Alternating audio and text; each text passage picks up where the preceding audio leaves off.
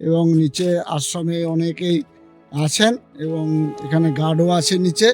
তো আপনারা আসুন, আপনাদের আসা খুবই ভালো লাগবে। একবার এসে আপনারা এই অমরনাথ তীর্থকে দর্শন করে যান এবং মনের আশা আপনারা পূরণ করুন।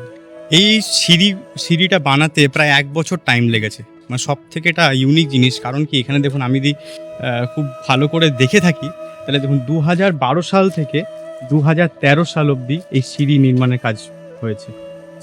মানে 1 বছর বানাতে লেগেছে এই সিঁড়ি। প্রতিটা মার্বেল কাটিং করে বসানো এবং প্রতিটা জিনিস খুব সুসজ্জিতভাবে এটাকে মেনটেন করা হয়েছে। এখনো পর্যন্ত মেনটেন করে যাচ্ছেন যারা এখানে আছেন। ঠিক আছে, এখন আমরা পেরোচ্ছি। পাহাড়ের মানে বিরাট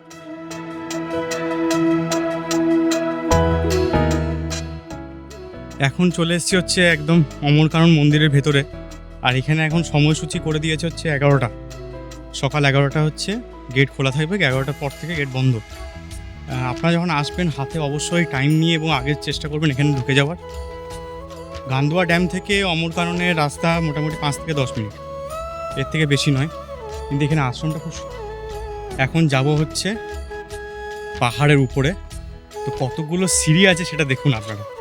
আর এখানে আপনারা এই ঘোড়ার ট্রিপের মধ্যে গান্দুয়া ড্যামের সাথে এই অমরকানন ট্রিপটাকে রাখতে পারেন সাথে, কারণ এটা বেশিক্ষণের রাস্তা নয়। ঠিক আছে, তো এই দেখুন সিঁড়ি।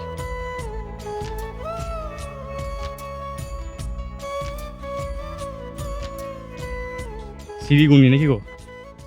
1টা 2টো 3টে। যারা গান্দুয়া ড্যাম ঘুরতে এসছো তারা তো আমার আগের ব্লগটা দেখেই নিয়েছো। যদি না দেখে থাকো আমি আই বাটনে দিয়ে রাখলাম, অবশ্যই দেখে নি। গান্দুয়া ড্যাম ঘুরে নেওয়ার পর তোমরা কিন্তু আসতেই পারো মাত্র 10 মিনিট দূরত্বে 400 ফুটেরও উপরে অবস্থিত এই পশ্চিমবঙ্গের প্রথম এবং প্রাচীন পার্বতী মায়ের মন্দির, আর যেখানে গ্রামকে ঘিরে আছে অনেক অজানা কথা এবং লুকিয়ে আছে মুক্তিযোদ্ধাদের ইতিহাস। তাহলে বেশি দেরি না করে শুরু করি আজকের গল্প। আর আমি তোমাদের হোস্ট অরিন্দম, আর তোমরা দেখছো অরিন্দম জার্নি। আর হ্যাঁ, যারা আমার চ্যানেলে নতুন এখনো সাবস্ক্রাইব করে উঠতে পারোনি তারা প্লিজ একটু সাবস্ক্রাইব করে দিও। ভালো লাগলে একটা সুন্দর কমেন্ট করে এই দাদাকে একটু আগে যেতে সাহায্য করো। সিঁড়ি করে দিয়েছে, আপনার উঠতেও সুবিধা হবে। 22 23 24 25 26 27 28 29 30 31 32 33 34 35 36 37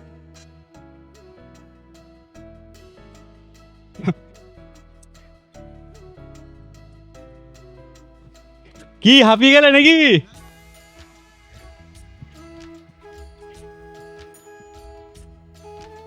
এখানে অতটা হাঁটা মানে হেঁটে আসার পর এখানে আপনারা রেস্ট নিতে পারেন, তার জন্য এটা বানানো হয়েছে।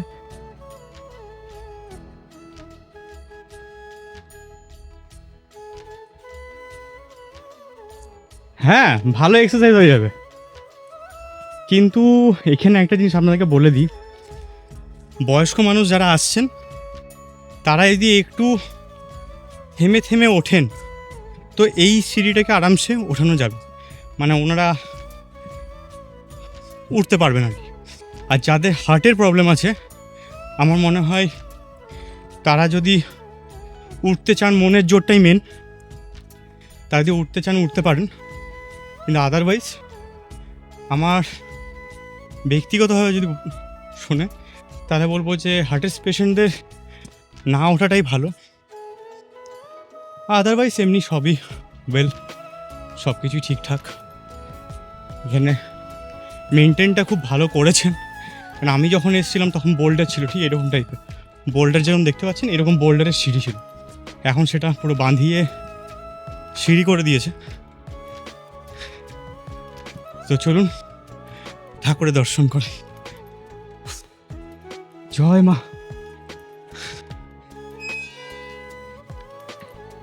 এই হচ্ছে মন্দির।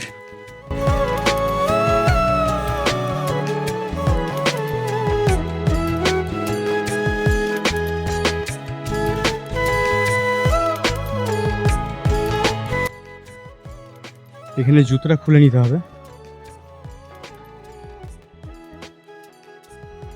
কারণ মন্দিরে জুতো পরে ওঠা যাবে না। আর এই হচ্ছে মন্দির প্রাঙ্গণ। ঠাকুরকে আপনাদেরকে দর্শন করাই। জয় মা, জয় মা।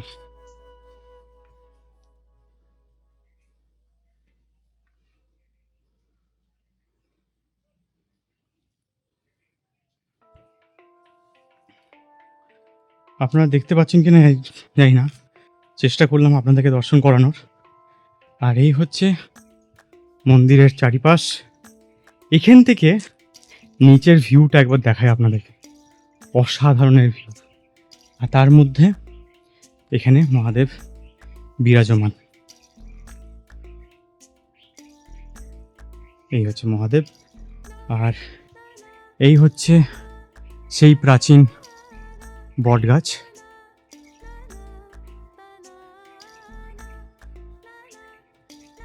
আর এই হচ্ছে সেই দূর,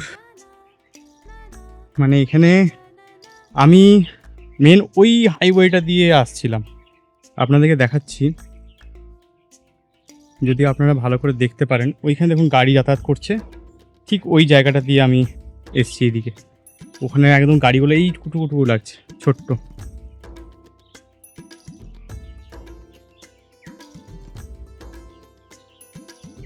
অসাধারণ লাগছে। হ্যাঁ, দেখিয়ে দিয়েছি। এখানে কি হয়? এখানে শিবরাত্রি না? এখানে একটু গুহাও আছে নিচের থেকে, এইরকম জায়গাটা গুহা আছে। আচ্ছা, এখানে যাওয়া তো সম্ভব না এই জায়গাটাতে। হ্যাঁ হ্যাঁ। আচ্ছা,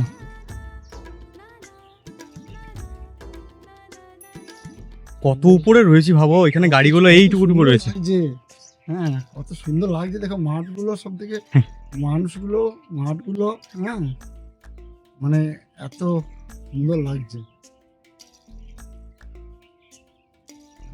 ব্যাপক লাগছে, অসাধারণ লাগছে, অসাধারণ। ওইটা মানে ইয়েটা দেখো, ওইটা হচ্ছে কনভেন্ট স্কুল, ওই যে দূরে যাবে দেখাচ্ছে, ওইটা না? সময়টা কনভেন্ট স্কুলটা। আর ওই যে ওইখানে যে সাদা যে জায়গাটা দেখাচ্ছে, ওটা হচ্ছে এই রাস্তাটা আর কি। ও ও, বাড়িতে রাস্তার এইদিকে। আচ্ছা, বাহ, বাড়িটাও দেখে নিলাম দূর থেকে। আচ্ছা, এখানে অসাধারণ লাগবে। মানে আপনারা যদি মানে শীতকালে এলে আরো ভালো। এই যে মানে হালকা যে গরমটা রয়েছে, এটাতে উঠতে একটু অসুবিধা হচ্ছে। যারা শীতকালে আসবেন তাদের আশা করি অসুবিধা হবে না। আর এখান থেকে এই ভিউটা একবার দেখুন।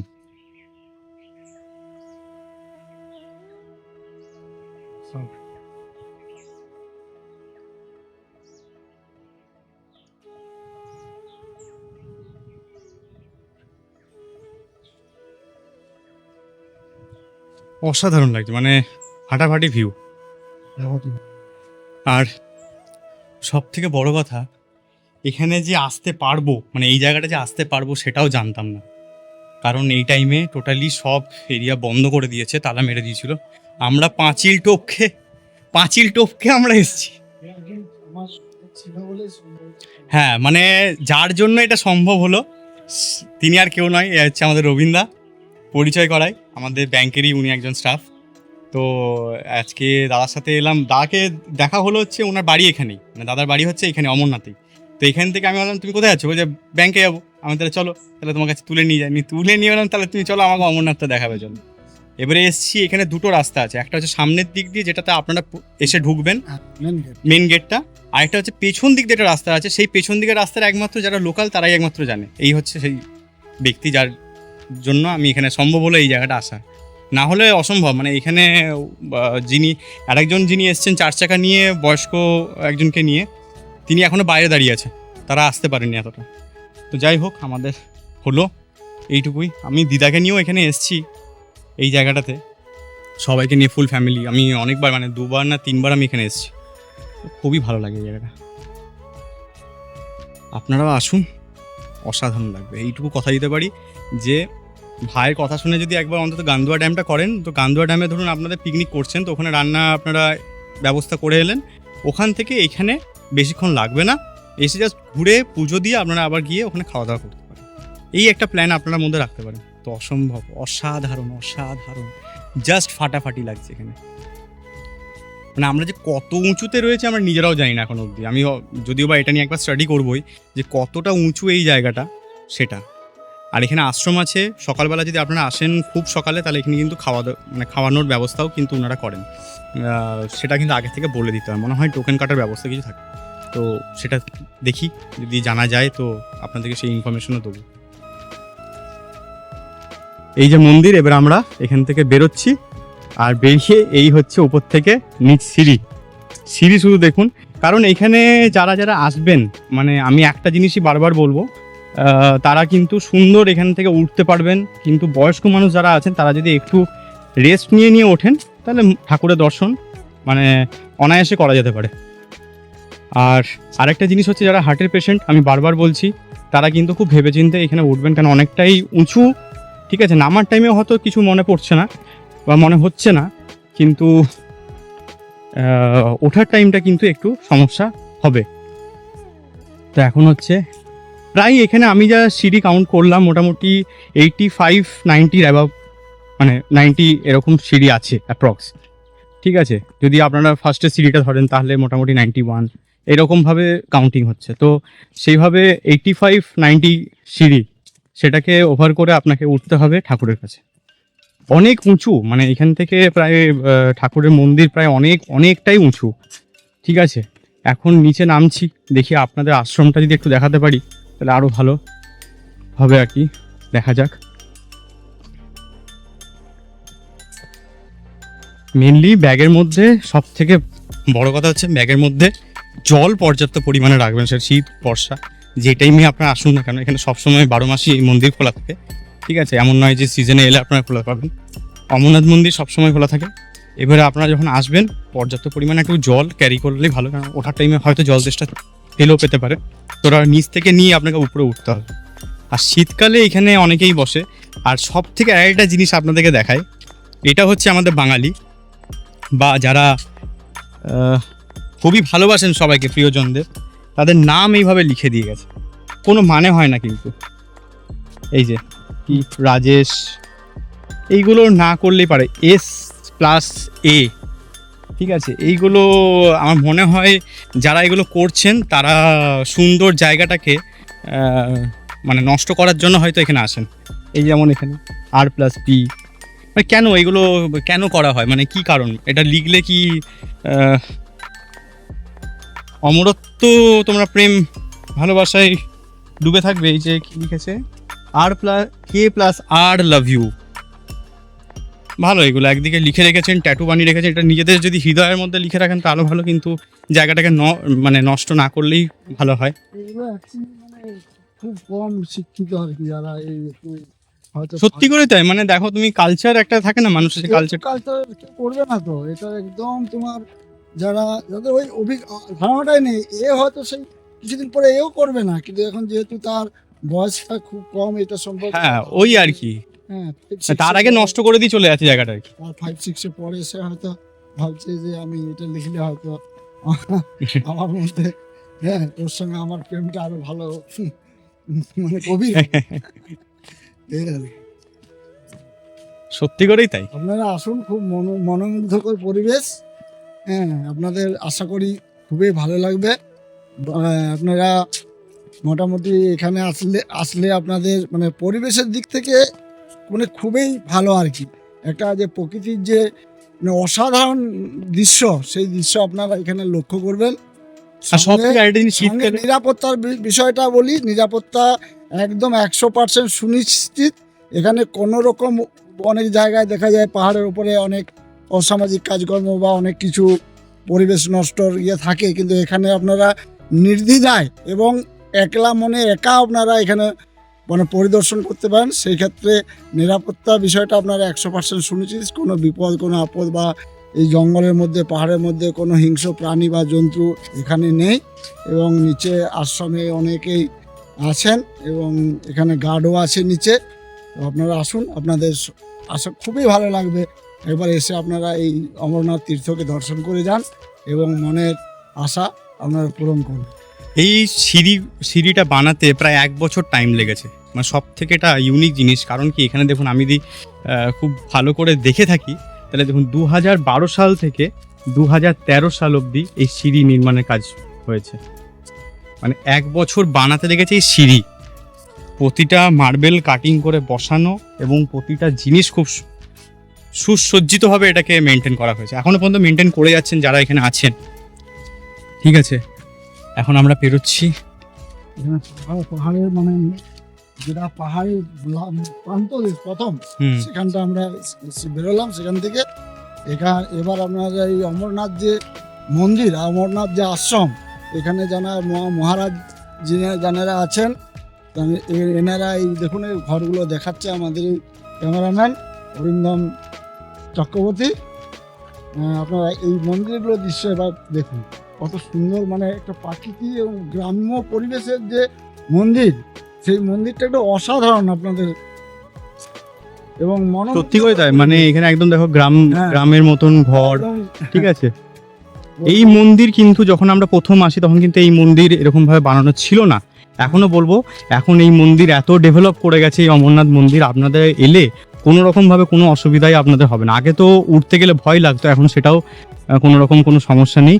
আপনারা মানে একটু সকালবেলা এলে এই মন্দির খোলা থাকে, আপনারা আরামসে এটা দর্শন করতে পারেন। আর এইখানের যে পরিবেশ দেখুন, গরু যে ঘুরছে সামনে, একটা গ্রাম্য পরিবেশের মধ্যে এই আশ্রম তৈরি হয়েছে এবং এখানকার যে অ্যাটমসফিয়ার খুবই ভালো। ঠিক আছে। পানীয় জলের ব্যবস্থা রয়েছে, হ্যাঁ, সুন্দর। বলছি দাদা, এটা কটার সময় খোলা হয়? এটা 8টা থেকে 11টা। আর বিকেলবেলা?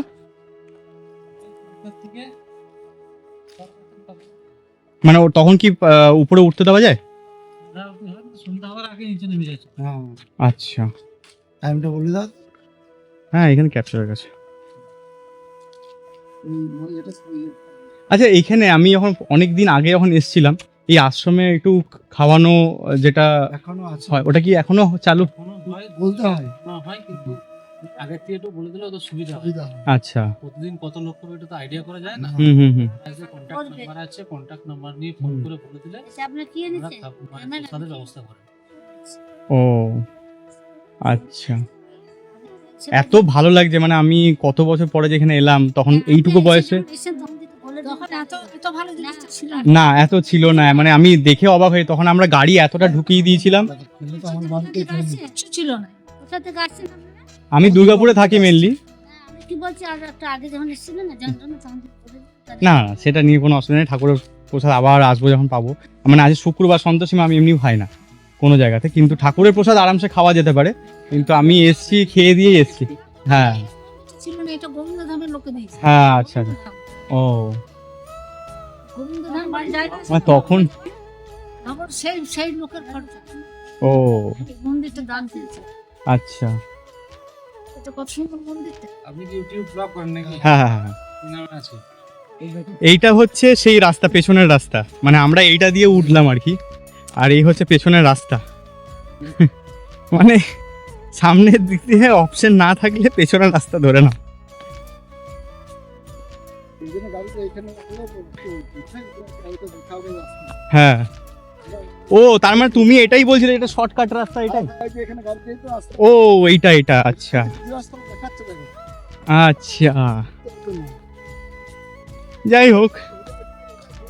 এটা গেট বন্ধ করে দিলে পরে ও হ্যাঁ হ্যাঁ হ্যাঁ হ্যাঁ। রাস্তা হচ্ছে।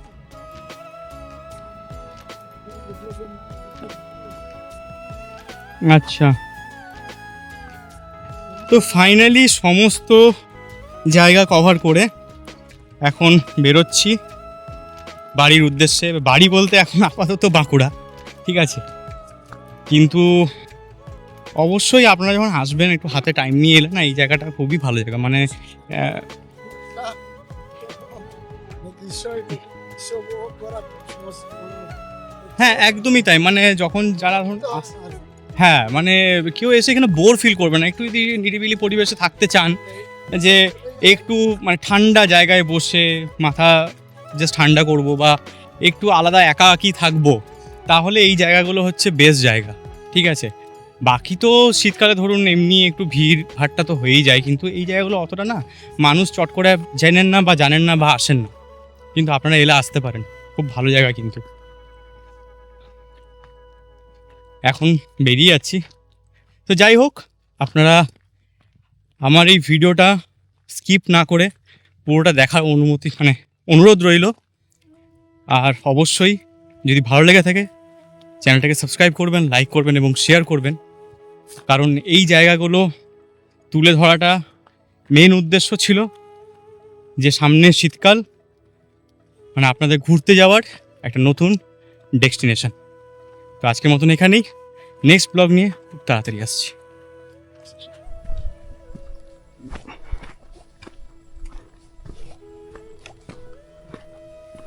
এই হচ্ছে মেন দরজা, আর আমরা গেছিলাম পেছন দিক দিয়ে।